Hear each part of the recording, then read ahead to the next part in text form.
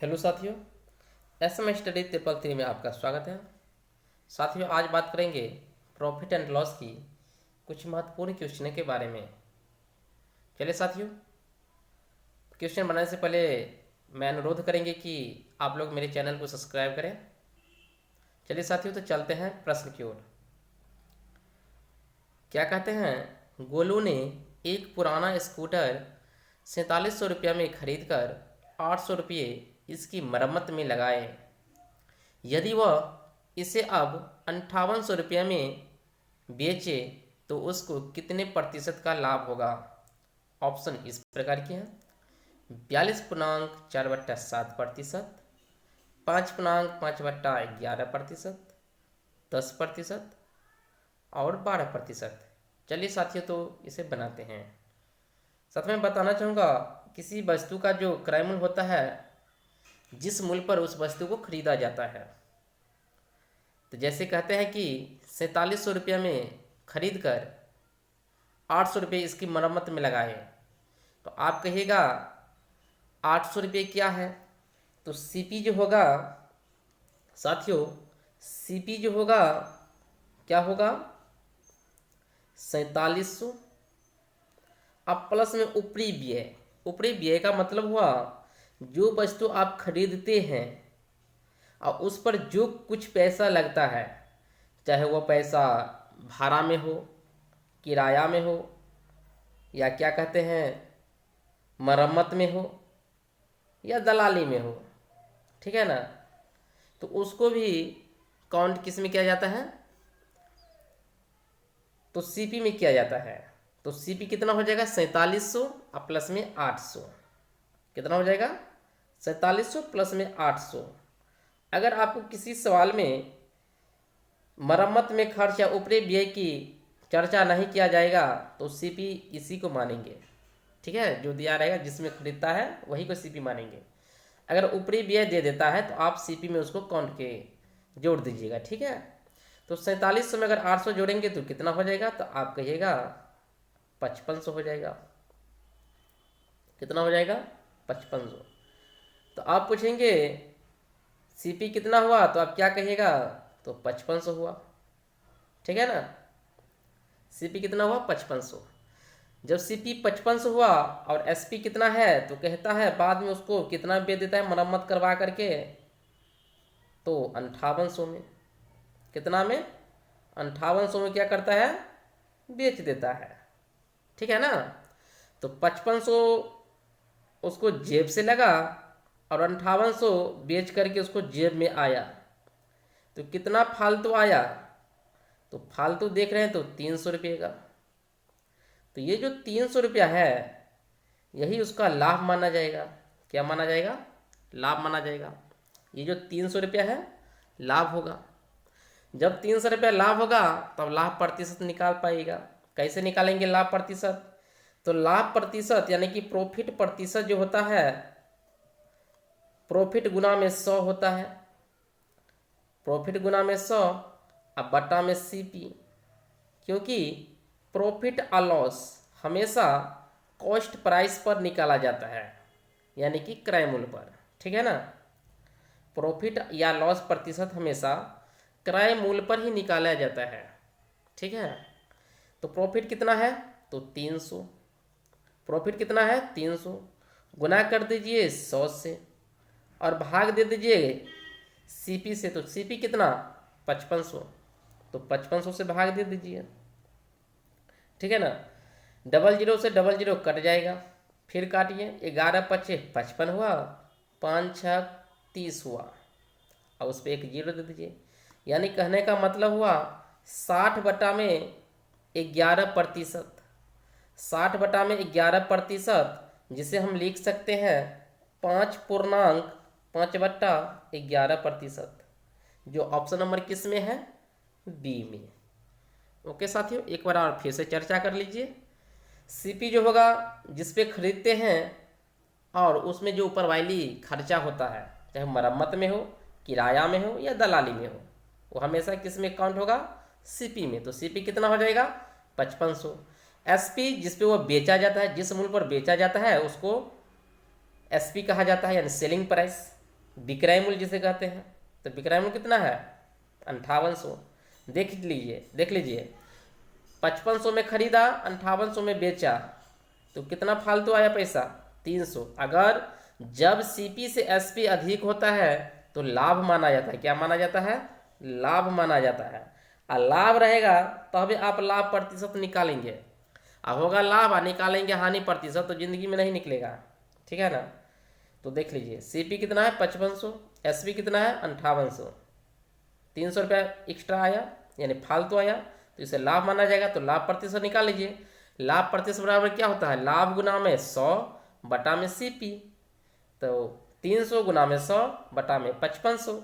जब काट के इसे निकालेंगेगा, हल कीजिएगा, तो कितना होगा? निकल के आएगा आपको 5.5/11%, जो ऑप्शन नंबर बी में है। ओके साथियों, चलिए तो चलते हैं फिर अगले क्वेश्चन की ओर। ओके साथियों, तो फिर अगले क्वेश्चन की बात करेंगे तो इस प्रकार की है। क्या कहते हैं? एक दुकानदार ने 70 केजी आलू 420 रुपये में खरीद कर 6.50 रुपये प्रति केजी की दर से बेच दिए। उसका लाभ प्रतिशत कितना है? ऑप्शन इस प्रकार की है 4.1/6%, 6.1/4%, 8.1/3% और 20%।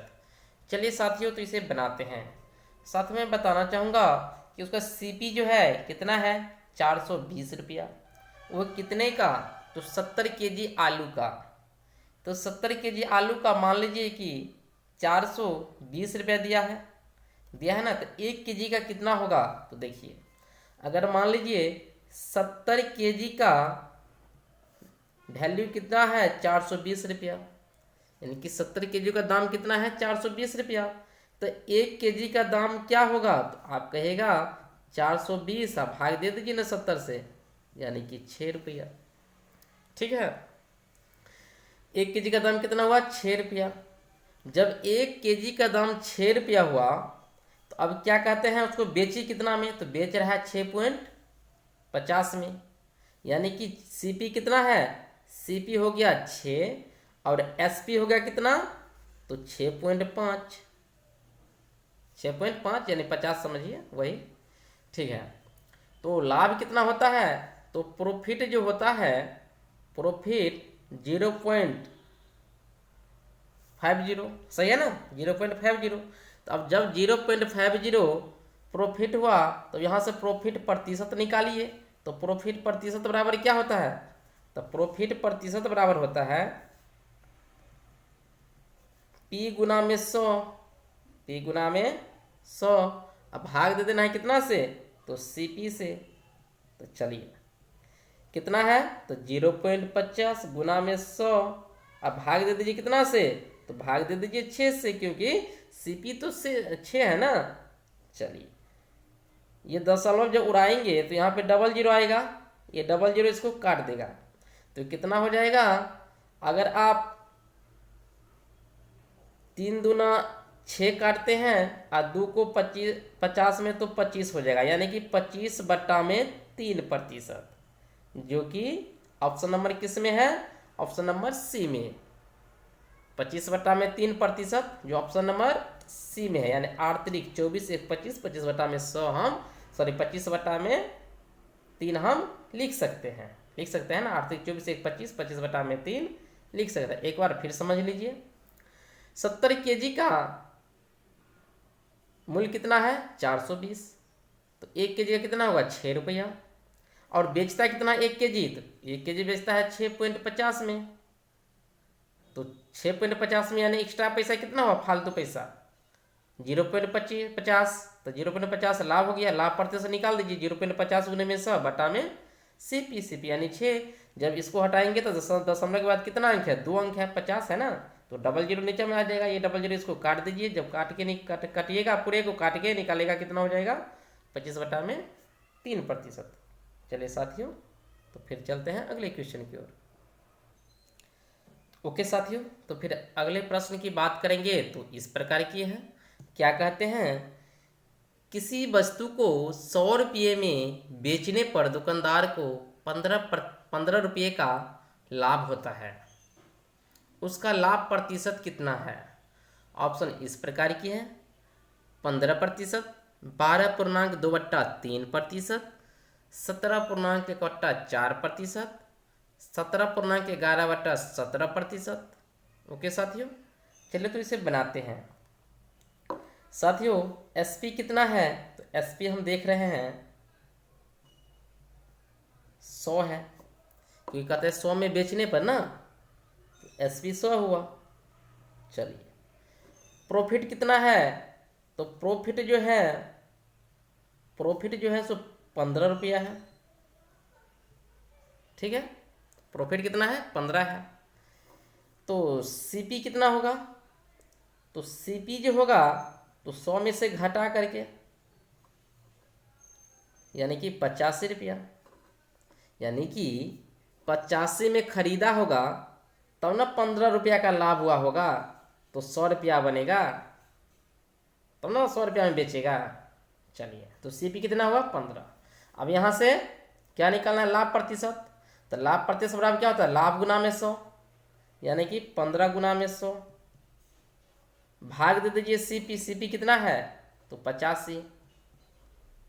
ओके, काटिए से कितना होगा? 3 पंचे 15 और 17 पचे 50, यानी कि 17। यानी कहने का मतलब हुआ कितना? 300 बटा में 17%। 300 बटा में 17% का मतलब क्या हुआ? 17.11/17%, जो कि ऑप्शन नंबर डी में है। आपको ये नहीं भी कर सकते हैं, क्योंकि जिसका ऑप्शन में नीचा में 17 होगा वही आंसर होगा, जो ऑप्शन नंबर डी में था। ओके साथियों, क्या किए हैं? एसपी 100 है, प्रॉफिट 15 है, तो सीपी कितना होगा? इसको इसमें से घटा दीजिए, यानी 85। तो ठीक है, लाभ प्रतिशत निकालिए। लाभ प्रतिशत कितना? लाभ गुना में 100, यानी 15 गुना में 100 बटा में सीपी, यानी कि 85। जब काटिएगा तो कितना आएगा? 17.11 बटा में 17%, जो ऑप्शन नंबर किस में है? डी में। ओके साथियों, चलिए तो चलते हैं फिर अगले क्वेश्चन की ओर। ओके साथियों, तो फिर अगले क्वेश्चन की बात करेंगे तो इस प्रकार के हैं। क्या कहते हैं? एक सोफे को 19,800 रुपये में बेचने से 10% का लाभ होता है, इसका क्रय मूल्य कितना है? ऑप्शन इस प्रकार की है: 18,000, 17,820, 21,780 और इनमें से कोई नहीं। चलिए साथियों तो इसे बनाते हैं। एसपी कितना है साथियों? तो मैं बताना चाहूँगा, एसपी जो दे रहा है वह है 19,800। 19,800। देखिए साथियों, मैं बताना चाहूँगा, ये जो 10% है, ये 10% है ना, तो 10% का जो वैल्यू होता है, यानी कि 10% का जो वैल्यू होता है, 10 बटा में कितना? 100। 10 बटा में 100 काटिएगा तो कितना हो जाएगा? 1/10। 1/10।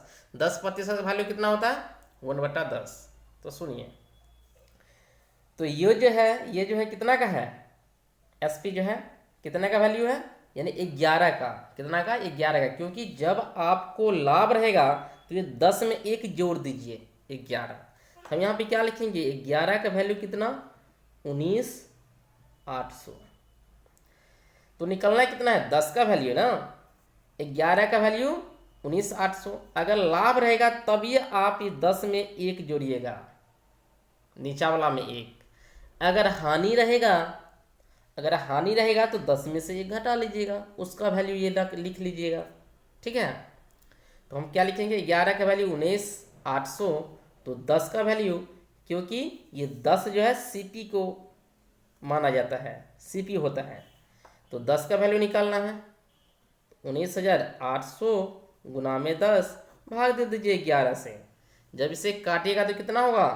11 का 11, 11 अठे 88 होगा ना, ये 00 इसमें उतार दीजिए तो कितना हो जाएगा?